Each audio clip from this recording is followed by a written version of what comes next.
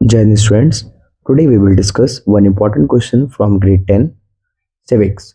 Chapter is federalism. So the question is write the features of federal government. यहाँ पे हमसे question पूछा गया है फेडरल गवर्नमेंट के फीचर बताने हैं. So there are some 5 or 6 features. So we will discuss in detail. First feature is 2 or more than 2 levels of government. अच्छा, फीचर जानने से पहले एक बार हम फेडरलिज्म को डिस्कस कर लेंगे. फेडरलिज्म क्या है? फेडरलिज्म एक ऐसी सरकार है जहाँ पे सेंट्रल गवर्नमेंट अपनी पावर को, या ऐसा बोल सकते हैं गवर्नमेंट अपनी पावर को 2 या 2 से ज़्यादा यूनिट में डिवाइड करती है. अब फीचर्स इसके देख लेंगे. तो पहला फीचर है 2 or more than 2 levels of government. If I am talking about India, then there are 3 levels of government. Central government at national level, state government at state level, and local self government at local district level. And second is sources of income, separate sources of income for different levels. Central government के लिए हमारे पास अलग तरीके के taxes हैं, जैसे income tax, corporate tax, excise tax.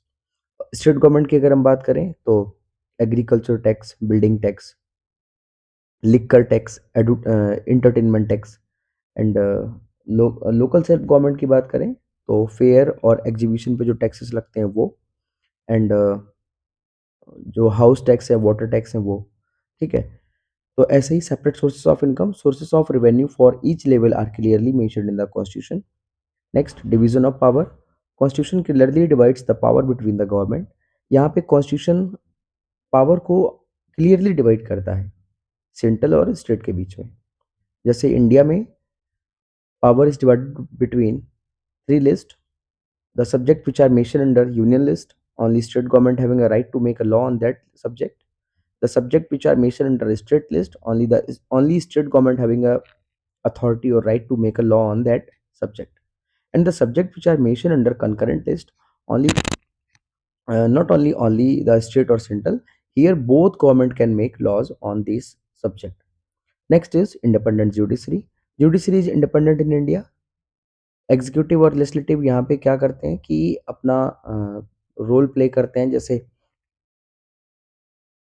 Appointment में executive का रोल रहता है और रिमूवल में, इम्पीचमेंट में लेजिस्लेटिव का रोल रहता है. तो यहाँ पे अगर किसी एक के हाथ में रिमूवल और अपॉइंट की पावर दे देंगे तो वो क्या होगा, वो जुडिशरी फिर अपना इंडिपेंडेंट तरीके से काम नहीं कर पाएगी. यहाँ पे जजेस फ्री फ्री होकर के काम करें, विदाउट एनी फोर्स काम करें, विदाउट एनी फियर काम करें. इसलिए जुडिशरी को इंडिपेंडेंट रखा गया है. यहाँ पे कोर्ट कभी कभी क्या मेनली अंपायर के तरीके ही काम करते हैं.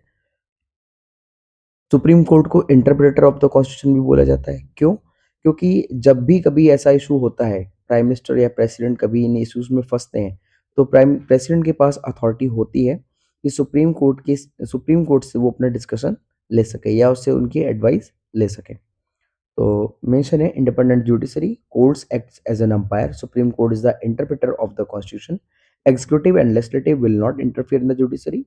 Separate sources of income, sources of revenue for each level are clearly mentioned in the constitution. Dual objectives to safeguard national unity while simultaneously accommodate regional diversity, means we all have to maintain the national unity and integrity of our country. So thank you so much. We will meet in next class.